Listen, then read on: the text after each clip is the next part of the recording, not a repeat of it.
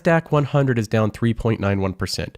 All the articles, most of the news concerning this is around the coronavirus spreading. So that's the big concern that investors have and the reason that they're attributing to this sell-off. So that is the main reason, but it's very difficult to tell if that is the only reason. There's other political events happening. There's always different things going on with the world at the same time, the same day. So it's difficult to assign all of this happening to a specific event. But either way, the biggest news right now is the coronavirus. Now, I take a look at my page and I look at the one-day here. Anytime after a big sell-off, after big moves in the market, what I like to do is just log into my account, go to the one-day view, and just try to assess the damage, right? I look at it like we just had a plane wreck. And I'm one of the people going in and I'm just assessing the damage, looking for the black box, trying to figure out why this thing went down. See if we can learn something from it. See where we're vulnerable and where we were strong. See where the errors happened. Now, the first thing I noticed is that my return for the day is much better than the general markets. So I'm down 1.43%, while the rest of the markets, like I just named off, are down over 3%, every one of them. So I'm down less than half of the market, which is a much lower beta rating for my portfolio, meaning it doesn't go up and down quite as much as the rest of the market. So that's the first thing that I confirm is, did my portfolio move more or less in the general market? Did I have bigger numbers? Was mine down more than 3%? Was it down 5 or 6%, or was it down less? So this is something that you can look at both directions. If we're in the green, I don't want my portfolio to be lagging the general market when I'm in the green as much as I want it to be lagging it in the red. So the idea would be to have a portfolio that minimizes the losses when you go into the red, but also allows you to expand and to grow when you're going into the green. So that's something very difficult to accomplish, but that's what we're trying to accomplish here. Now, if I go and I look at the actual breakdown of my portfolio here, we can see a more specific look at how things held up. I can see an actual drill down of what happened in my portfolio. Now, the first section here is bonds. It's a mixture of treasury bonds, US investor grade bonds, and then international bonds. So companies outside of the US. That's what this section right here holds. Now, my question is, did this section of my portfolio do what it's supposed to? The whole purpose of bonds is to preserve your capital while giving you moderate returns. That's the main purpose of it. So if it traded down with everything else just as much, I would know it's not really following that purpose, that there's no reason to have bonds if they're not giving me the same returns as equities and they also have the same performance on down days. There's really no reason to hold them. But is that what happened? No, they're in the green. They're up 0.2%, while everything else in my portfolio is in the red. So the bonds did exactly what they're supposed to. Real estate also was not hit hard in this. 0.49%, that's way better than the rest of the market right now. Finance got hit just about as much as the rest of the market. The companies that I chose and the weighting of it got hit a little bit less, so 2.94%. That's pretty good for finance. Utilities, again, this one was pretty solid, down 0.59%. That's way better than the rest of the market. Then we have healthcare, down 2.39%. Again, better than the rest of the market, but not great. Consumer was down quite a bit, 3.22%. That's basically what everything was down. So these companies like Disney and Costco and Target and Nike, these were down just as much. We have telecom holding a little bit steadier, down nearly 1%. So about a third to a fourth of what the rest of the market was. Industrials down 2.28%, a little bit better, but not much better. Tech, 4.5%. Tech went down way more than the rest of the market. So the fact that I have 3% in tech minimized my losses today. So tech is generally a more volatile, growth-oriented industry. And so I have a little bit smaller portion in this, but this is just how it trades. It goes up more on the up days, it goes down more on the down days. So it's down 4.5% right now. And then last but not least, we have energy, which is down 4.23%, a little bit more than the rest of the market. Energy in general just has not been doing good lately. So the question is, what can we learn from this? Looking at your portfolio, it's a difference between your expectations and reality. That's what you should be looking at. So I have a portfolio that right at the bottom, the description is a portfolio focused on defensive and passive income. That's the focus of it. It's a defensive portfolio. Now I look at this and I say, was it defensive today? Did it do a little bit better during a really harsh trading session? Yes, it did much better. So the expectation and reality both match with this portfolio. It's performing how I expect it to. If today my portfolio went down 3.5% with the rest of the market, I would know that there's something wrong with my portfolio because I'm wanting it to be more defensive and it's actually just as vulnerable as the rest of the market. So that would be a difference in expectations and reality. Right now, it's performing just as expected. Now, it seems like whenever this type of thing happens, where we have a down day of 3 to 4%, anything like that, I get a lot of emails and questions of people saying, what should I do? Should I stay in the market? My portfolio went down. Should I sell out now? What should I do? This is a common question for new investors. Here's some advice from Howard Marks. So the investor and the viewer should ask himself, can I strap myself in and stick around for 10 years, regardless of what happens tomorrow, over the next month, over the next year? And that's called being an investor and not what I would call a trader. Now, I think Howard Marks is spot on. If you're an investor, you should be fine with these down days because your outlook is 5 to 10 years. No matter what type of scary stuff we have going on in the world, you need to view it like you're on the executive board of these companies. You have real ownership in them. You're an owner of these companies. Are you going to exit your positions, leave the executive board, leave your job because we have one down day in the market? That's not what you do with a normal job, not if you had real ownership in a company. So you need to mentally view it the same way. You own these companies. You have a stake in these companies. So if you're an owner of them, are you going to exit and sell out of your ownership if things look a little rough one day? So for me, this is just another reminder that stocks can go up or down. And for my portfolio, I don't really care. Mine's based off of passive income. So market fluctuations isn't something that I really concern myself with too much. I look at this and in the past week, my capital gains are down. Like I say, these are something that can go up and down anytime. It's based off of what other people value your companies, not how they're actually performing. So that is tied together over time, but in the short term, investors can do whatever they want. They can sell out of good companies and they can sell out of bad companies. And in this decline that was down 3.5% in the markets, investors were not discerning between which company to sell. They just sold all of them. Was every company in danger with the fears that are going on right now? Was every company really at risk? Investors sold all of them across the board. I can look at this board here, which is a map of the S&P 500, and the redder that the company is, the more they sold out of it. Everything is in the red. Did all of these companies that do business all across the world become less valuable today? Is that really what happened? Or did investors get bad headlines and sell out of companies without having any discernment, any level of critical analysis of which ones they want to hold, which ones they want to keep? A lot of them just have ETFs and they sold out of the entire market. So I don't really look at this and get too concerned about it. In the meantime, I'm earning dividends. I've earned $70.95 in dividends in the past 5 days. That gets added to my cash balance. Today, I put in another $500 into my portfolio and bought when things were down a bit in my portfolio. So I'm taking advantage of this as much as I can. If things continue to fall, I'll continue to keep buying. Okay, now moving on, let's take a look at my biggest losers. If I go to my holdings page here, I can take a look at all my companies. It has a list of all of them in a linear list like you see on most traditional brokers.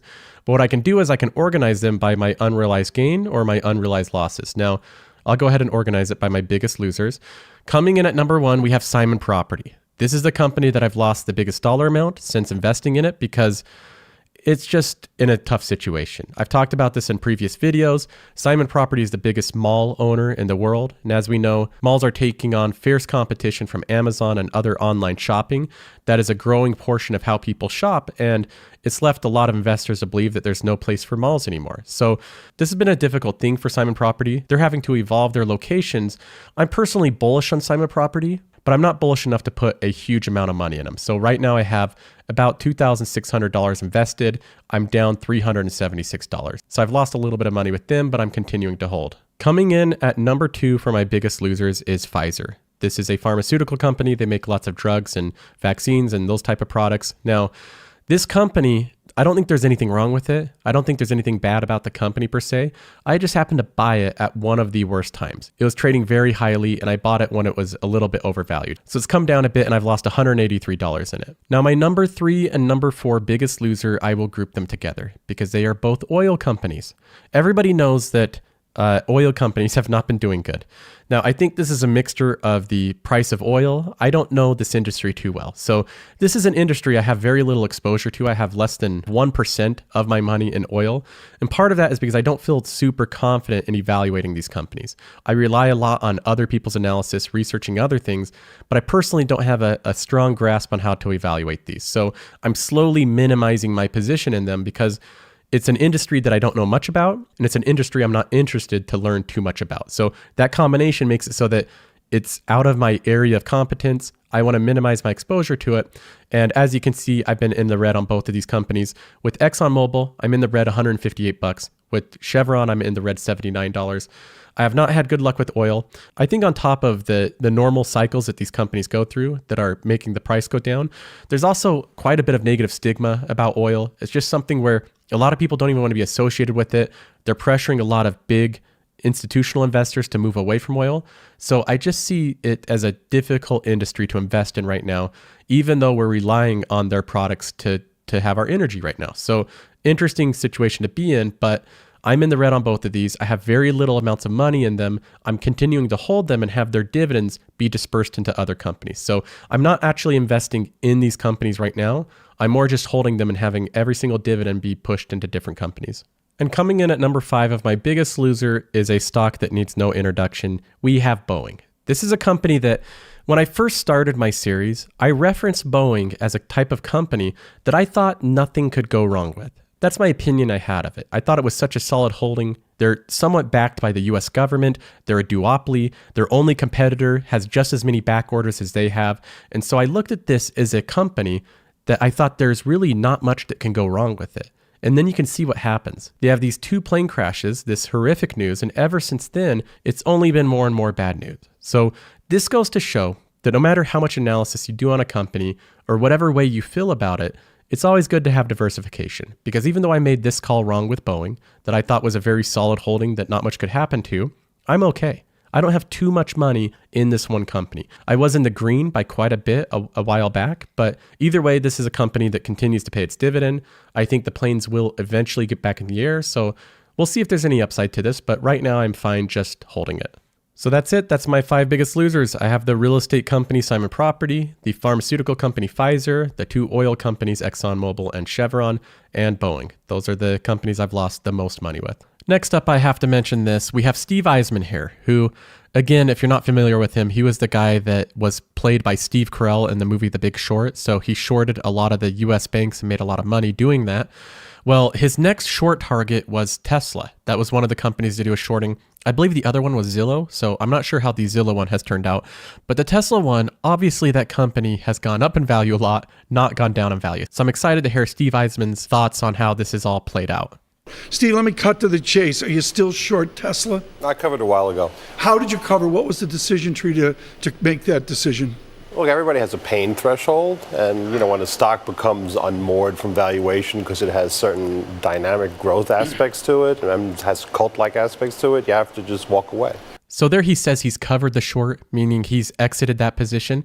He doesn't mention when he fully exited the position. My guess is that he lost a lot of money with this short because Tesla went up a lot and it went up very fast. So unless he exited right at the beginning of that streak upwards, he probably lost a ton of money with this position. He also mentions that there's aspects of this company that it's a cult stock, that people want to follow it and want to be owners of it regardless of the specific situation.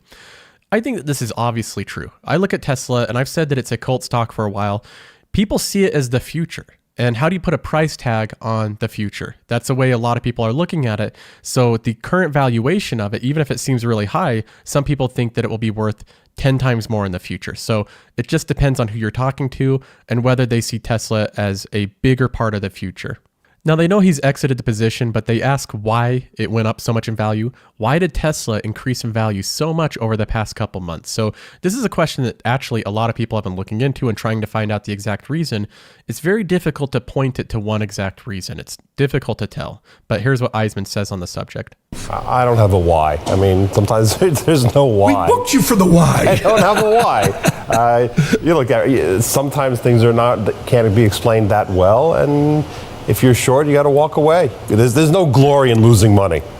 So he has no clue why Tesla went up in value. I imagine if he did, he wouldn't have been short the company to begin with. But the next question they ask him is the difference between General Motors, GM, and Tesla. Because Steve Eisman has a long position on GM. He's the owner of it. And obviously, he's very bearish on Tesla. Well, Tesla is a dream about Tesla conquering electronic vehicles, which I don't think is right. I think the other auto companies are starting to come out with electronic vehicles. It'll be competitive. So he portrays Tesla conquering electronic vehicles as a dream. That's the way he portrays it. And I do think it's funny he uses the term electronic vehicles instead of Electric vehicles. That's what everybody calls it, is electric vehicles. But either way, I don't see it as a dream that Tesla might be the leader in this field. They've invested in this area for a long time. Their whole company is set up specifically for electric vehicles. They have a lot of centers mass producing these cars, and I think that they're ahead of the competition right now. So we look at a lot of traditionally really high quality car companies. Most of them I think are in Europe and Japan. So you have Volkswagen, BMW, you have Japanese companies like Subaru, Toyota, Honda, and these are great car companies, but from what I've seen, they haven't put nearly the level of investment into electric vehicles and battery technology that Tesla has. So I don't think it's unrealistic to think that Tesla might come out the leader with this. Now, the next part of this, he says what companies he thinks is actually leading the race to self-driving. I mean, the two leaders apparently autonomous driving today are not Tesla or Google and GM. You heard it there. He doesn't think it's Tesla. He thinks it's Google and GM leading the race to autonomous vehicles. Okay, let's get to some emails. josephcarlsonshow@gmail.com. That's josephcarlsonshow@gmail.com if you'd like to email in your questions. The first one says, "Hello, Joseph. I like your show and enjoy watching it. I understand your argument about why you think technical analysis is practically useless. I know you didn't express it that way. You should factor in technical analysis is used by many people, and if many people use it, it will affect the market. For example, if many people find an obvious pattern and then sell their stock because it was a bad pattern, it will affect the stock price. Yet technical analysis has use. You might have heard of Jim Simmons and the Renaissance Medallion Fund. He and the fund uses some sort of technical analysis with combinations with quantitative models and systemic trading. It has greatly outperformed Warren Buffett, the S&P 500, George Soros, and Ray Dalio. The fund is the best fund in the history and only trades on mathematical models. Since 1988, the Medallion Fund has generated average annual returns of 66%, which is way better than any other investor. Simmons and his staff focus their computers on discovering outlook, repeating short-term patterns in the stock market. They generally hold shares for a couple of days, avoiding longer-term trades. You can earn money on other ways other than just long-term dividend investing."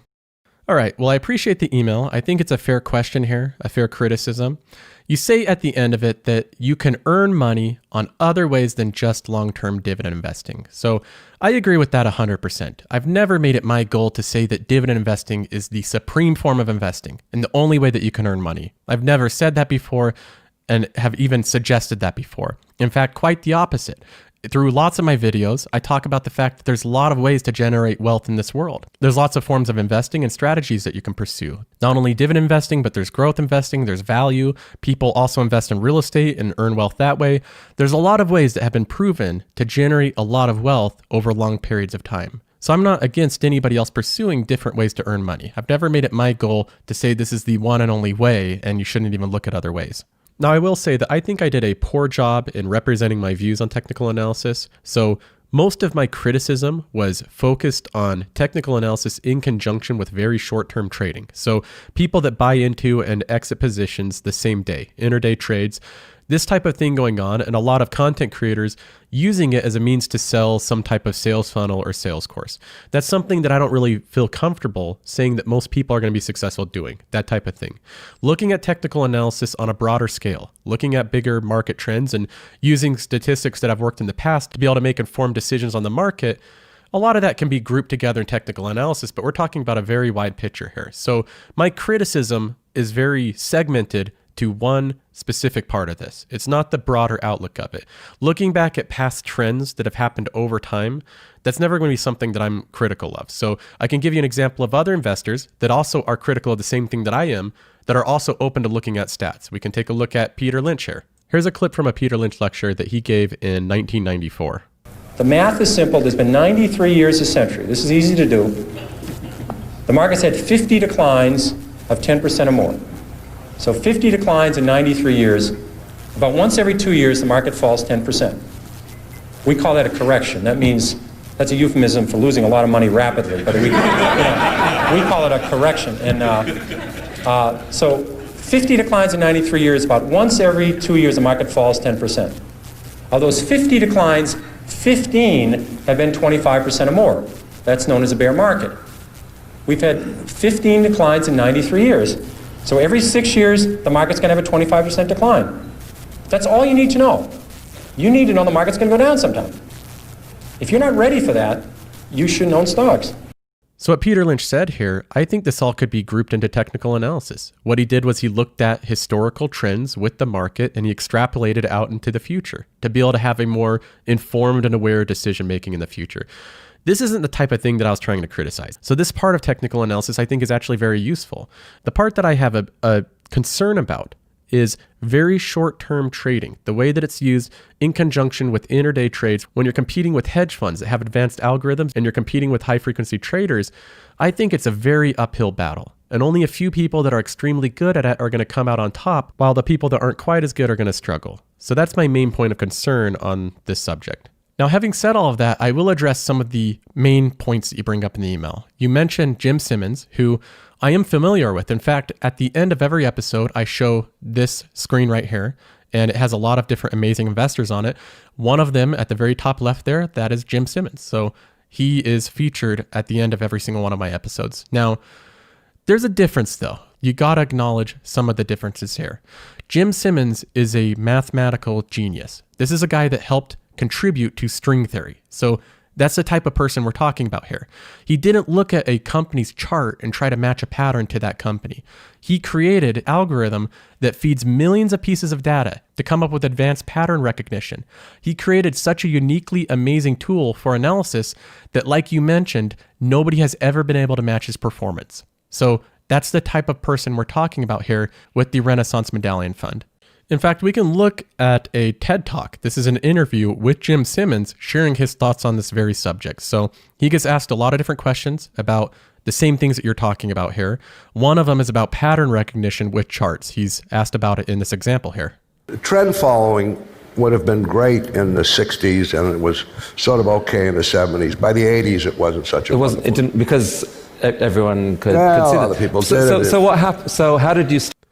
So right there, Jim Simmons acknowledges that technical analysis, at least in the form of trend following, was something more valid in prior decades than it is now. He says in the 60s, it was a good form of analysis.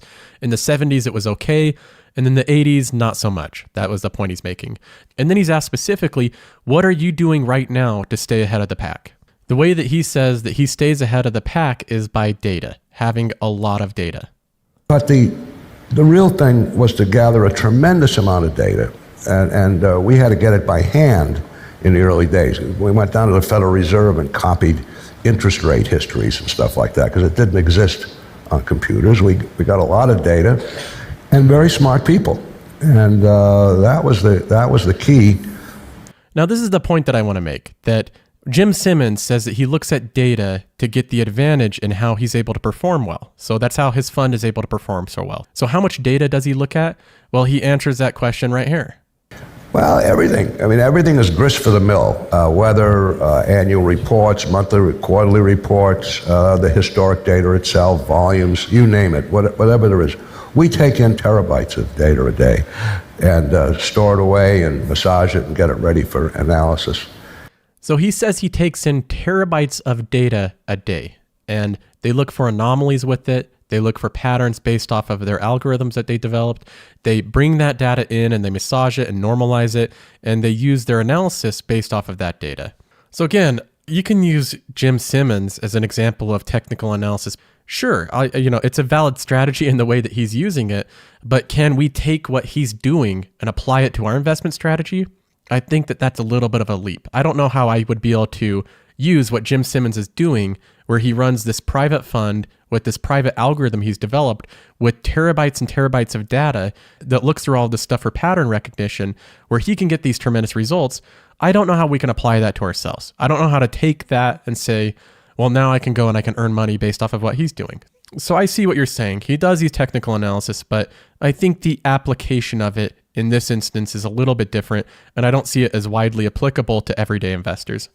Okay, Doc says, Joseph, I really like your show and listen to it every week. I learn a lot and agree with most of your advice. However, after spending 38 years in the petroleum business, I think that your assessment of oil is not entirely correct. While there may be some minor effects in sentiment against fossil fuels, a primary driver of oil stock over the long term is the price of oil. Oil is a commodity, and the price is driven by the supply and demand worldwide. In the last 10 to 15 years, the fracking industry has increased the production of oil in the USA so that the USA is the #1 oil producer in the world in 2019. This has the effect of removing much of the power of OPEC to dictate or maintain a high price, maintaining the world's supply and keeping the prices lower. You will notice there is usually a spike in oil and oil stock prices when there's trouble in the Middle East, such as the bombing of the Saudi pipeline. The large oil companies have many exploration and producing assets around the world that are very extensive to explore and produce, sometimes billions of dollars or 10 or so years to bring to production. These assets usually cannot be turned off or suspended during oil price dips without losing them or severely diminishing their value. I think the role of sentiment in oil stock prices is minor. Keep up the good work, Doc. Okay, Doc. Well, I appreciate you writing in, so thanks for the email. Typically, this is where I'd go into the different points that I have and the different parts I disagree with you on, but I just agree with your email. So I think that you make a solid point. I don't think that the primary driver of how these oil stocks are doing is sentiment. So I don't think that that's the biggest factor playing into it. You're probably right that the huge majority of it has to do with the price of oil right now and the lower demand of it. I will say, though, over the past few years, it does, at least to me, seem like a substantial negative sentiment has taken place with oil companies. So I think it is something to factor in when you're entering into these investments. Might not be the biggest factor, but it's another complicated factor when you're looking at these companies, is that they do have a growing negative sentiment towards them. I can look at this article from the Financial Times that says BlackRock shakes up business to focus on sustainable investing. And in this, they describe all their efforts to move away from oil companies and coal companies into renewable energy. They say BlackRock has unveiled sweeping changes in an effort to position itself as the leader in sustainable investing after criticism that the company has failed to use its clout to combat climate change. So we can see that at least BlackRock, they're changing some of their policy and the way that they invest based off of criticisms that they've received for putting too much money into these oil companies, these coal companies. So is this the biggest factor? Is this what really is driving the performance of these different companies? I don't think so. I think you're right in saying that the majority factor is the price of oil, their commodities, and that's how these companies are doing. So I agree. I think majority of it is determined by the price of oil, but I also will factor in that there's a growing negative sentiment towards these companies. So I think that's something to consider when you're making these investments. Tam says, "Hey Joseph, I love the show. I'm currently working in Asia and the stocks have taken some hits amongst the coronavirus concerns. Your show is what's keeping me through it, allowing me to see the long-term goal of my portfolio and disregard any panic associated with some red in the markets." I appreciate you saying that. He says, "With regards to dividends, M1 Finance will auto reinvest any that you receive. With brokers in Asia, most haven't developed this functionality yet, meaning that any dividend I receive will only pool up in cash. In this case, do you have any advice on how I can reinvest the money without timing the market? Appreciate your time in responding. Thanks."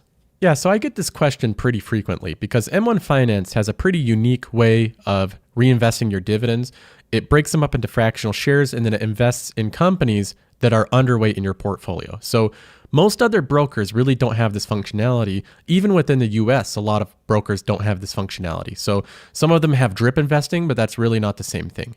In your case, if you don't have access to a broker like M1 and yours just piles up in cash, what I would do is I would make it a habit to invest once a month. I would let that money pile up in cash, and then at the end of the month, I would go through your holdings and try to figure out which one is the most undervalued. So you can do things like compare the current dividend yield to the historical 5-year yield.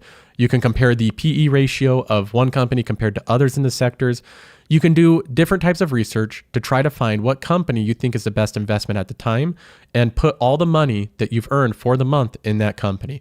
And then every single month, just do the same thing and group that up with your new deposits. So as you're putting more money into your portfolio, group that up with your dividends and buy more shares of one company every single month. So I think that that's a really good workaround. I think that you'll have really good results there and you'll have the same feeling of constantly being reinvested. So if you're doing it once a month, that's still pretty frequent. It's not the same as M1 where I'm investing multiple times a week, but really once a month is pretty frequent and that will accomplish relatively the same thing. Okay, well, I think that that's all the questions I'm going to take for this episode, but if you guys like the content, be sure to subscribe, be sure to like the video, share it with other people, all that good stuff, and I will see you guys next time.